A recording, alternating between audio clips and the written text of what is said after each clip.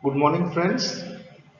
In the lecture so far, we have seen the sources of energy, the usable forms of energy, which get converted into non usable forms of energy. We talked about coal and petroleum, thermal power plant, hydropower plant, the wind farms. Then we talked about the non conventional sources of energy, that is solar energy, like solar cookers, solar cells, solar water heaters. Then energy from the oceans, that is the tidal energy, wave energy, yes, and ocean thermal energy. We also saw geothermal energy, which is used in certain places like New Zealand and the US. And now we are going to talk about the next non-conventional source of energy that has started taking recent development, that is nuclear energy. So what is nuclear energy? Nuclear energy is the energy inside the nucleus. Now, where do you find the nucleus? So, every substance is made up of atoms. In the atoms, the neutrons and the protons make up the nucleus. So, nuclear energy lies inside the atom. So, in a process called nuclear fission, what is fission means? Breaking apart. So, in the process of nuclear fission, the nucleus of a heavy atom like uranium, plutonium or thorium. Now heavy atom means whose atomic number is very high, greater than 82. So atoms which have got more than 82 protons or neutrons in their nucleus are heavy atoms. These heavy atoms are slightly unstable, or we can say radioactive. When they split up, they release a energy. Okay, but how do they split up? So this nucleus of a heavy atom is bombarded with low energy neutrons. So you can see the atoms are unstable because of their heavy nucleus. Yes, in that case a low energy neutron is bombarded inside the nucleus. So the nucleus becomes more unstable and it splits up, breaks apart into two lighter nuclei. Means the uranium atom breaks up into two different atoms. Now when this breaking takes place, a tremendous amount of energy is released. Okay? Now how much energy is released? There is a mathematical formula for that given by Einstein, but that we'll see a little later. Okay?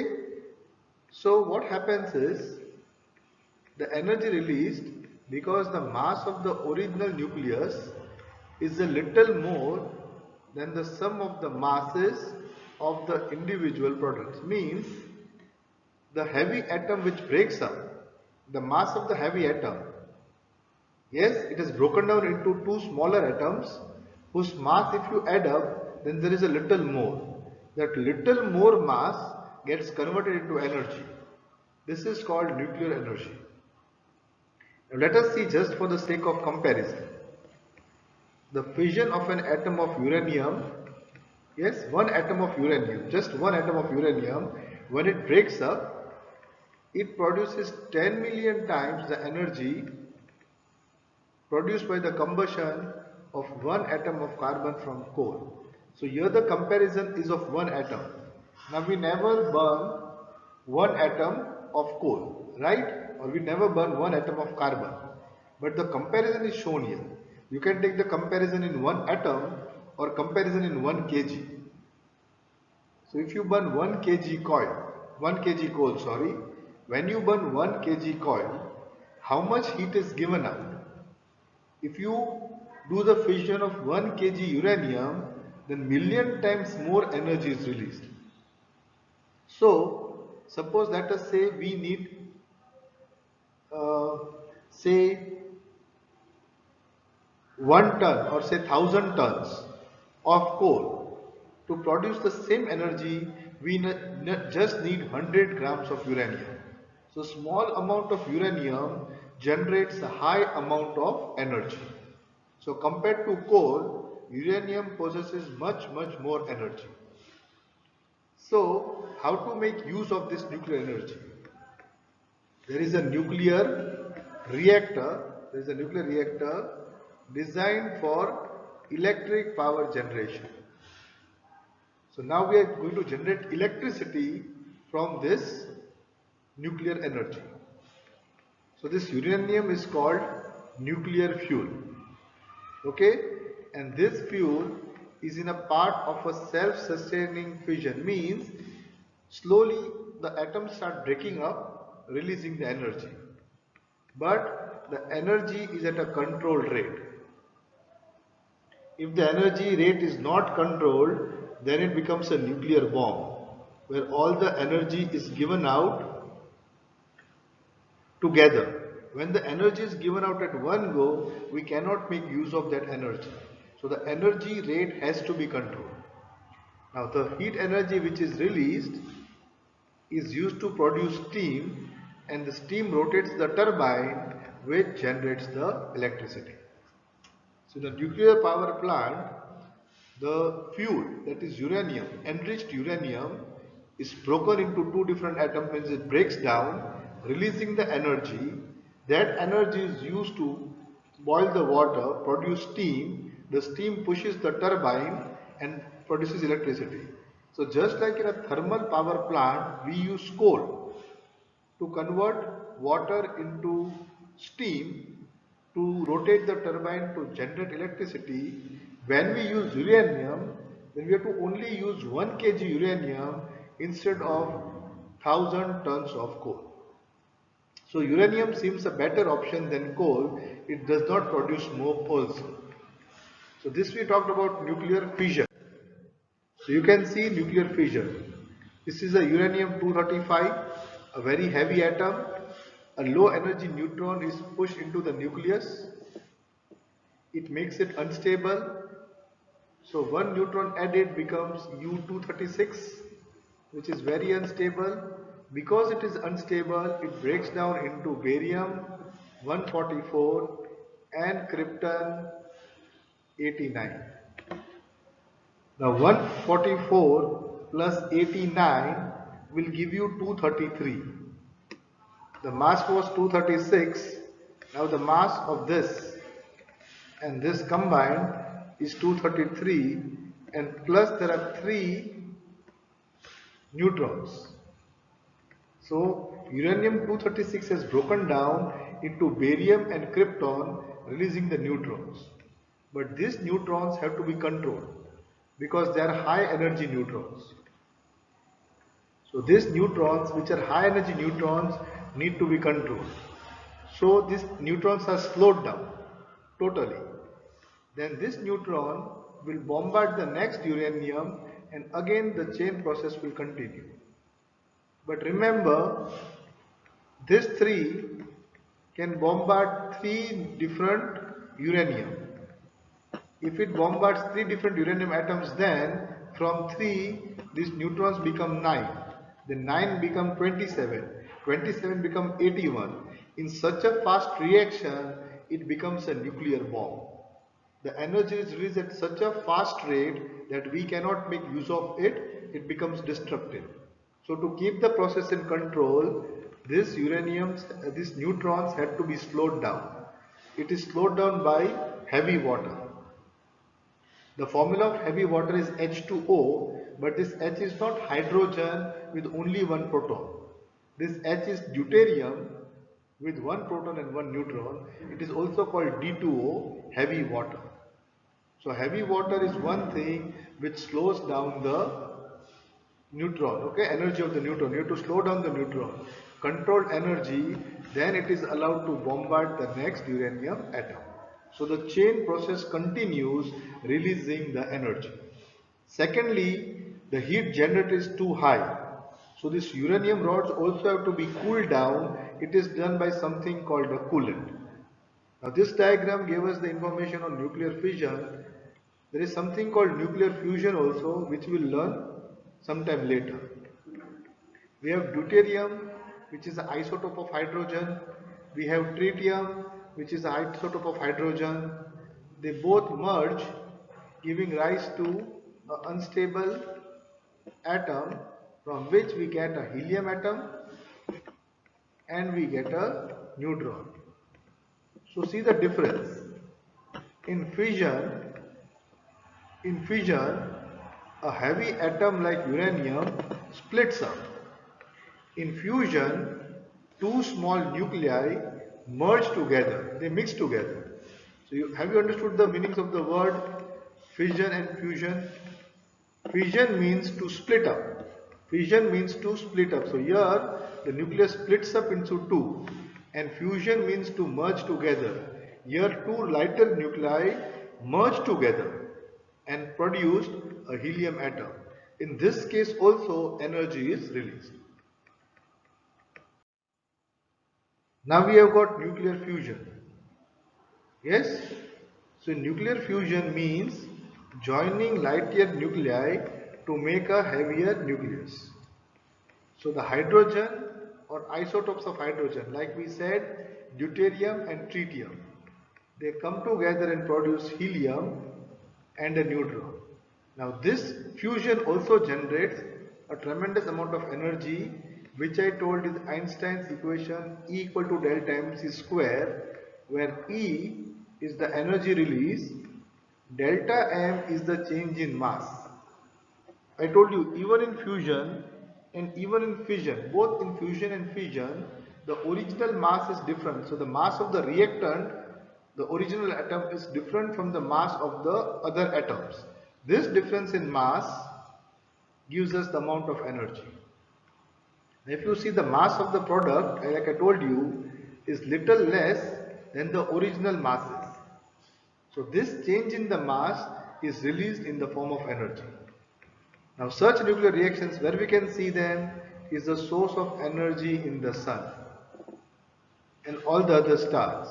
So if you know, in the universe, hydrogen is the most abundant gas. All the stars, even our sun, is made up of hydrogen gas. At every second, this hydrogen gas fuses inside to form helium, giving out light and heat. And in the previous lecture, we heard that the sun is 5 or 4.5 billion years old.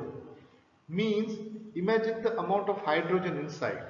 For 4.5 billion years, every second, this huge ball of gas, hydrogen is merging inside to form helium, giving out light and heat. And the sun is going to live for 4.5 billion years more. Means, imagine the amount of hydrogen inside turning into helium, giving out light and heat. Now there are stars which are 700 times bigger than the sun. So you can imagine the amount of hydrogen inside it, how much energy will be given out, or the total amount of energy in the universe. Okay? But it takes energy to force the nuclei to fuse. Means first we have to give it energy to fuse together. Now, what are the conditions? To fuse two lighter nuclei together, we need millions of degrees of temperature, means a very high temperature, and millions of pascal of pressure, means very high pressure. So when the sun was born, in the initial condition the temperature and pressure was there. Because of this temperature and pressure, the process started and has been continued for 4.5 billion years till now.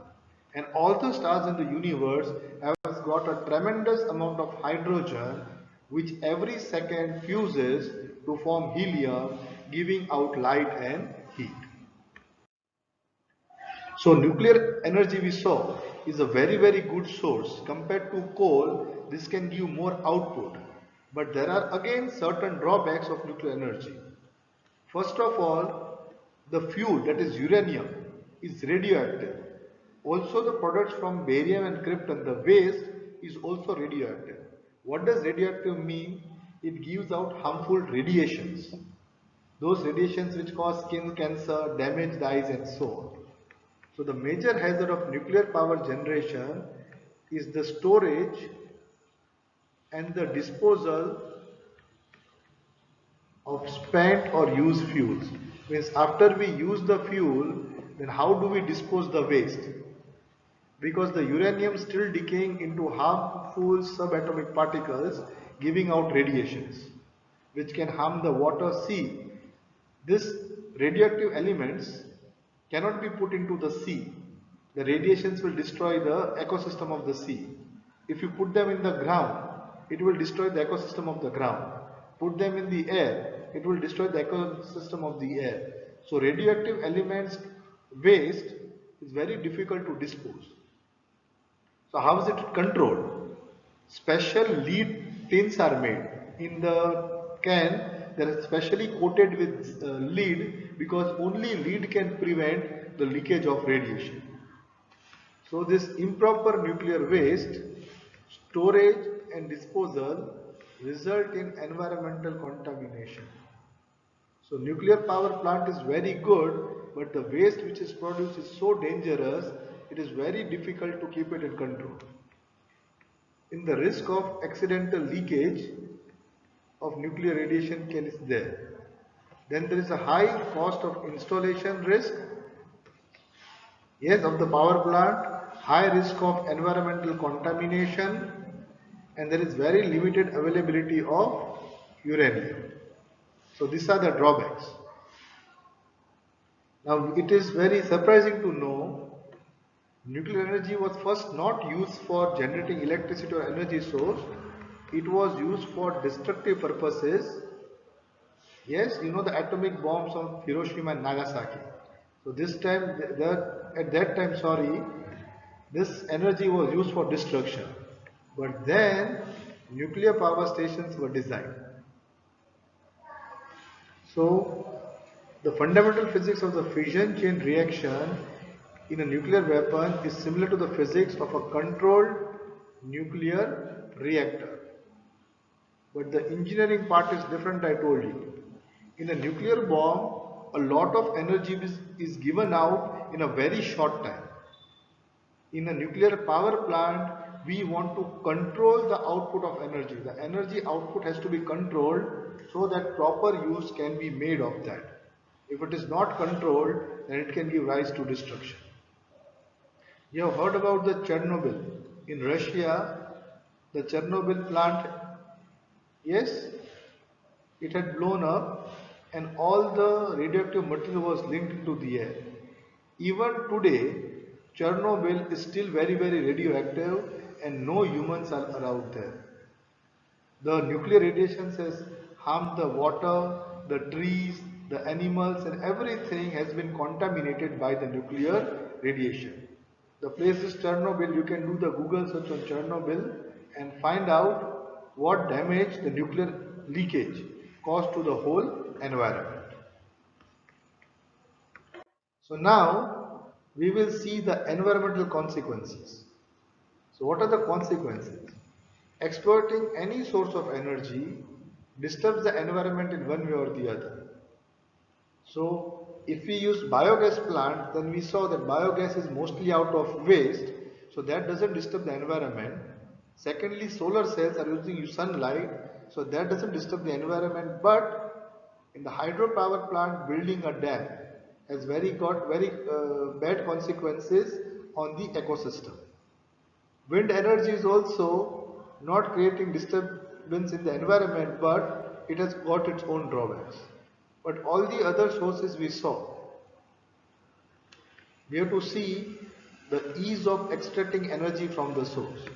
How easy it is to extract the energy from the source. For example, we say coal. Then how deep is the coal in the earth? How easy it is to dig the coal from the earth. Then the economics of extracting energy from the source means how much costly will it be to make use of the source. We saw the geothermal energy, the ocean thermal energy. So what is the economics saying? What kind of turbines can be made, how costly it is, and so on. Then the efficiency of the technology available. Is it efficient enough? Suppose the coal is very low quality, means we spend more money in bringing the coal out and the output of the coal is very low. Then it is a wastage of money, so we should not be doing that. And for the fuel that we use, how much environmental damage does it cause? So all these points are to be kept in mind before turning to any particular source of energy. Even petrol, diesel vehicles that we use give out smoke which is very bad for the environment. So now people are turning towards electric cars and solar cars and so on. So we already talked about this, the renewable and non-renewable sources of energy. In the previous lecture, I discussed this in great detail. Sources that will get depleted someday, means will get over, are said to be exhaustible or non-renewable sources of energy, means they cannot be replaced very fast. Okay? Means if you are using firewood, then we should also be replacing the trees we cut for the biomass. So we get a constant supply of firewood. So such kind of energy resources that can be regenerated are called renewable sources of energy. So renewable sources are available in natural environment. I told you cow dung, firewood and so on. So it is continuing or repetitive currents of energy, or which is stored in large underground reservoirs. Then the rate of depletion of the reservoir becomes because of attraction of usable energy is practically negligible. So this is the lesson on the sources of energy. So now you must have noticed that all the work going on around us, yes, the construction work and everything going around, the machines that we use all need energy. All the gadgets in our house work on electric energy. But to provide us with the electric energy, there are thermal power plants, hydropower plants, wind power plants, solar cells and so on. So we are trying to develop technology to get more and more energy from the environment, but we have to make sure the sources that we use do not damage the environment and it is sustainable development. So the future lies here. So we are going to end the lesson over here. The chapter is over. Kindly go to the chapter and try to think of new ways. And one very thing important is we know the law of conservation of energy. Energy can neither be created nor destroyed. It can only be changed from one form to another. That is why we should preserve energy and not waste energy. So the drawing competition that we have, save trees, save energy, is basically making people aware not to waste the energy sources. The books that we use are made cut from trees. Yes, the paper that we use, trees are cut because of that. So we do not waste paper and try to maintain the environment. So this is the end of the chapter. Kindly revise the chapter 2 or 3 times. Get extra material and read about how we can preserve energy. Try to get a little bit into technology, how science has progressed, because this is quite an old lesson, but now try to find out how science has progressed and how we have made better and efficient machines, how newer and better and efficient cars are made that make less pollution, use less petrol and so on. Okay, so this chapter we end here. Thank you.